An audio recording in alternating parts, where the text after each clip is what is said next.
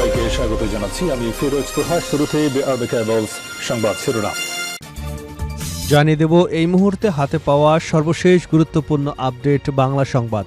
শুরুতেই জানাবো দুঃসংবাদ। প্রিয় দর্শক, আপনারা জানেন সিঙ্গাপুরে চিকিৎসারত অবস্থায় উসমান হাদি মারা গেছেন। ইন্না লিল্লাহি ওয়া ইন্না ইলাইহি রাজিউন। উসমান হাদি মারা যাওয়ার খবরে সারা বাংলাদেশ উত্তাল হয়ে পড়েছে। বিক্ষুব্ধ জনতা আগুন দিয়েছে ডেইলি স্টার এবং প্রথম আলো পত্রিকায়। শাহবাগ অবরুদ্ধ করে রেখেছেন হাজার হাজার ছাত্র নেতা কর্মীরা। দর্শক, এ অবস্থায় উসমান হাদির মরদেহ দেশে আসছে শুক্রবার সন্ধ্যায়, দাফন হবে শনিবার। এবারে জানাবো হাদির মৃত্যু, সকালেও স্লোগানে স্লোগানে উত্তাল শাহবাগ। ইনকিলাব মঞ্চের মুখপাত্র শরীফ ওসমান হাদির মৃত্যুর প্রতিবাদ জানিয়ে বৃহস্পতিবার রাত 11টা থেকে শাহবাগ মোড় অবরোধ করে বিক্ষোভ করছেন ছাত্র জনতা। শুক্রবার সকাল 6টায়ও শাহবাগ মোড়ে একই চিত্র লক্ষ্য করা গেছে। জানাবো ওসমান হাদির সন্তান এবং পরিবারের দায়িত্ব নেবে সরকার, প্রধান উপদেষ্টা। ইনকিলাব মঞ্চের মুখপাত্র ওসমান হাদির মৃত্যুতে তার পরিবারের প্রতি গভীর সমবেদনা জানিয়েছেন প্রধান উপদেষ্টা ডক্টর মোহাম্মদ ইউনূস। বলেছেন, শহীদ শরীফ ওসমান হাদির স্ত্রী এবং একমাত্র সন্তানের দায়িত্ব নেবে সরকার। এদিকে প্রথম আলো এবং ডেইলি স্টারের সব কার্যক্রম বন্ধ হয়ে গেছে। হামলার কারণে কার্যক্রম বন্ধ হয়ে যাওয়ার শুক্রবার প্রকাশ হচ্ছে না প্রথম আলো এবং ডেইলি স্টার পত্রিকা। গণমাধ্যম দুটির অনলাইন কার্যক্রমও প্রায় বন্ধ হয়ে গেছে। বৃহস্পতিবার মধ্যরাতে বিবিসি বাংলাকে এ তথ্য নিশ্চিত করেছেন পত্রিকা দুটির শীর্ষ কর্মকর্তারাও। জানাবো চাঞ্চল্যকর সংবাদ। হান্নান মাসুদকে হত্যার হুমকি, স্ক্রিনশট ভাইরাল। জাতীয় নাগরিক পার্টির সিনিয়র যুগ্ম মুখ্য সমন্বয়ক ও নোয়াখালী ৬ আসনের শাপলাকলি প্রতীকের প্রার্থী আব্দুল হান্নান মাসুদকে হত্যার হুমকি দেওয়ার অভিযোগ উঠেছে। এ সংক্রান্ত কয়েকটি স্ক্রিনশট সামাজিক যোগাযোগ মাধ্যমে ছড়িয়ে পড়েছে। এবং সর্বশেষ জানাবো আন্তর্জাতিক সংবাদ। পাকিস্তান চীনের যৌথ মহড়া। আধুনিক সব প্রযুক্তির সমন্বয়ে 10 দিনের সামরিক মহড়া করছে পাকিস্তান ও চীনের সেনারা। ওয়ারিয়র 9 নামের ওই মহড়ায় মানববিহীন প্রযুক্তি ব্যবহার করা হয়। এছাড়া যুদ্ধবিমান ব্যবহার করে লাইভ গুলিও ছোড়া হয়। গেল জুনে ভারত ও পাকিস্তানের মধ্যে যুদ্ধের পর চীন এবং ইসলামাবাদের সঙ্গে কৌশলগত সম্পর্ক আরও জোরদার হয়েছে। দর্শক, এই ছিল হাতে পাওয়া সর্বশেষ সংবাদ শিরোনাম। এবার বিস্তারিত। আপনি যদি চ্যানেলে নতুন হয়ে থাকেন, চ্যানেলটি সাবস্ক্রাইব করে বেল আইকনটি বাজিয়ে রাখুন। ভিডিওটি ভালো লাগলে একটি লাইক দিন, শেয়ার করে আপনার বন্ধুদের মাঝে ছড়িয়ে দিন।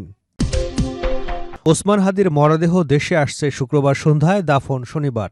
মাথায় গুলিবিদ্ধ ইনকিলাব মঞ্চের মুখপাত্র শরীফ ওসমান হাদি সিঙ্গাপুর জেনারেল হাসপাতালে চিকিৎসাধীন অবস্থায় মারা গেছেন।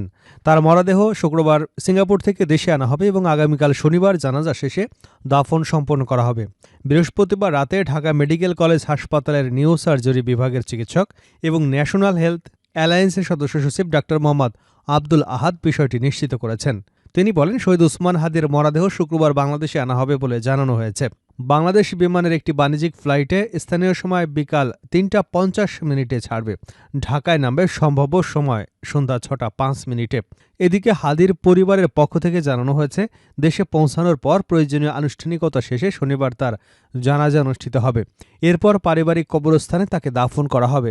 উল্লেখ্য, গত 12 ডিসেম্বর গণসংযোগের জন্য রাজধানীর বিজয়নগর এলাকায় গেলে চলন্ত মোটরসাইকেল থেকে হাদিকে গুলি করা হয়। গুলিটি তার মাথায় লাগে। গুরুতর আহত অবস্থায় তাকে ঢাকা মেডিকেল কলেজ হাসপাতালে অস্ত্রোপচারের পর ঢাকার এভার কেয়ার হাসপাতালে ভর্তি করা হয়। পরে উন্নত চিকিৎসার জন্য তাকে সিঙ্গাপুরে নিয়ে যাওয়া হয়। বৃহস্পতিবার রাতে সিঙ্গাপুর জেনারেল হাসপাতালে চিকিৎসাধীন অবস্থায় মারা গেছেন ওসমান শরীফ হাদি। তার মৃত্যুতে দেশ জুড়ে নেমে এসেছে শোকের ছায়া। হাদির মৃত্যু, সকালেও স্লোগানে স্লোগানে উত্তাল শাহবাগ। ইনকিলাব মঞ্চের মুখপাত্র শরীফ ওসমান হাদির মৃত্যুর প্রতিবাদ জানিয়ে বৃহস্পতিবার রাত 11টা থেকে শাহবাগ মোড় অবরোধ করে বিক্ষোভ করছে ছাত্র জনতা। শুক্রবার সকাল 6টায় শাহবাগ মোড়েও একই চিত্র লক্ষ্য করা গেছে। সরজমিনে দেখা যায় শাহবাগ মোড় অবরোধ করে বিক্ষোভ করছেন ছাত্র জনতা। তবে রাতের তুলনায় লোক সংখ্যা অনেক কম। এছাড়া শাহবাগ মোড়ে মাইকে আজান দিয়ে ফজরের নামাজ আদায় করতে দেখা গেছে। এ সময় বিক্ষোভকারীদের দিল্লি না ঢাকা, ঢাকা ঢাকা, ভারতের দালালেরা হুঁশিয়ার সাবধান, আমরা সবাই হাদি হব, যুগে যুগে লড়ে যাব, আমার ভাই কবরে, খুনি কেন বাইরে, লিগ ধর, জেলে ভর ইত্যাদি স্লোগান দিতে দেখা গেছে। এর আগে ঢাকা বিশ্ববিদ্যালয়ের কেন্দ্রীয় ছাত্র সংসদের নেতৃত্বে বিশ্ববিদ্যালয়ের উপাচার্য চত্বর এবং রাজু ভাস্কর্যের জড়ো হন শিক্ষার্থীরা। মিছিলটি বিশ্ববিদ্যালয়ের বিভিন্ন সড়ক প্রদক্ষিণ করে শাহবাগে গিয়ে শেষ হয়। শাহবাগের বিক্ষোভে সাধারণ শিক্ষার্থীদের পাশাপাশি বুয়েটের শিক্ষার্থীরাও অংশগ্রহণ করেন। এদিকে রাত 11:30টার দিকে দৈনিক প্রথম আলো ও ডেইলি স্টার ভবনে ভাঙচুর এবং আগুন ধরিয়ে দেয় বিক্ষুব্ধ জনতা। রাত 12:55 ডেইলি স্টারের জ্যেষ্ঠ প্রতিবেদক সাইমা ইসলাম ফেসবুকে এক মর্মান্তিক পোস্টে লেখেন, আমি আর শ্বাস নিতে পারছি না, অনেক ধোঁয়া, আমি ভেতরে, তোমরা আমাকে মেরে ফেলছ। পরে সেনাবাহিনী এবং ফায়ার সার্ভিসের কর্মীদের সহায়তায় তাদের উদ্ধার করা হয়। ওসমান হাদির সন্তান এবং পরিবারের দায়িত্ব নেবে সরকার, প্রধান উপদেষ্টা। ইনকিলাব মঞ্চের মুখপাত্র ওসমান হাদির মৃত্যুতে তার পরিবারের প্রতি গভীর সমবেদনা জানিয়েছেন প্রধান উপদেষ্টা ডক্টর মোহাম্মদ ইউনূস। তিনি বলেছেন, শরীফ ওসমান হাদির স্ত্রী এবং একমাত্র সন্তানের দায়িত্ব নেবে সরকার। বৃহস্পতিবার রাত 11:20 জাতির উদ্দেশ্যে দেওয়া ভাষণে তিনি কথা বলেন। ওসমান হাদির মৃত্যুর খবর আসার পর তাৎক্ষণিকভাবে দেওয়া ভাষণে ডক্টর ইউনূস আগামী শনিবার একদিনের রাষ্ট্রীয় শোক ঘোষণা করেন। প্রধান উপদেষ্টা বলেন, ফ্যাসিবাদ এবং আধিপত্যবাদ বিরোধী সংগ্রামে শরীফ ওসমান হাদি ছিলেন এক অকুতোভয় সৈনিক। দেশের রাজনৈতিক ও গণতান্ত্রিক পরিসরে তার প্রয়াণ এক অপূরণীয় ক্ষতি। তার রুহের মাগফিরাত কামনা করছি এবং শোক সন্তপ্ত স্ত্রী, সন্তান এবং পরিবার পরিজন ও সহকর্মীদের প্রতি গভীর সমবেদনা জানাচ্ছি।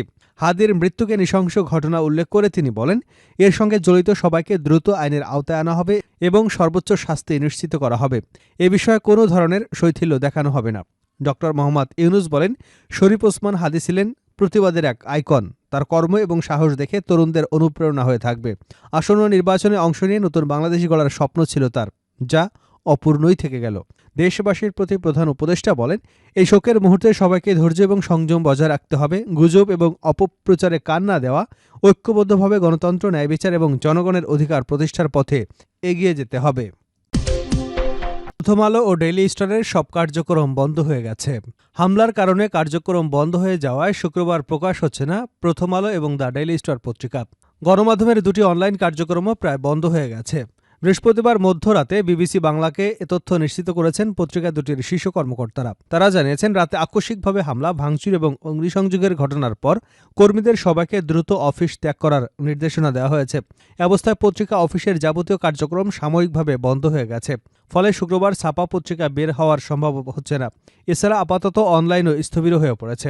এর আগে বৃহস্পতিবার রাত 12টার দিকে কয়েকশো বিক্ষুব্ধ ব্যক্তি প্রথমে দৈনিক প্রথম আলো, তারপর দ্য ডেইলি স্টার পত্রিকা অফিসে হামলা চালিয়ে ভাঙচুর এবং অগ্নিসংযোগ করে। এ সময় পত্রিকা দুটির সাংবাদিকদের অনেকেই ভবনের ভেতরে আটকে পড়েন।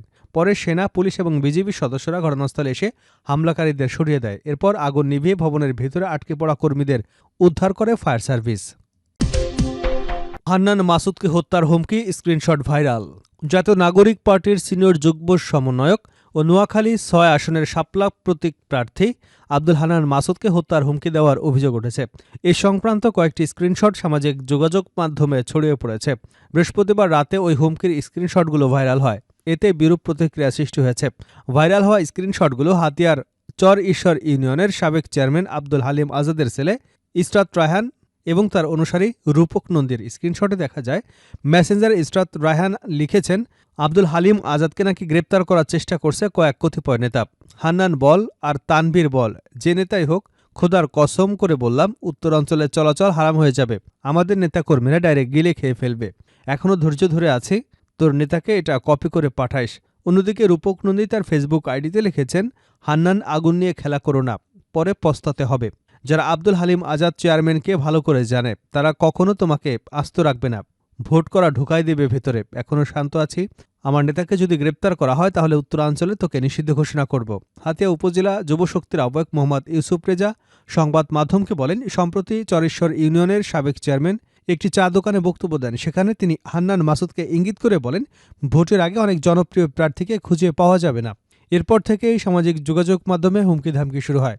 তারই অংশ হিসেবে তার ছেলে এবং অনুসারীরা এসব স্ট্যাটাস দিচ্ছেন। আমি দ্রুত আইনি ব্যবস্থার দাবি করছি।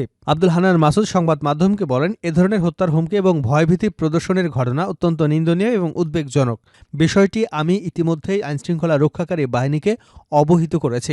আশা করছি সুষ্ঠু তদন্তের মাধ্যমে জড়িতদের দ্রুত শনাক্ত করে তাদের বিরুদ্ধে কঠোর আইনগত ব্যবস্থা গ্রহণ করা হবে।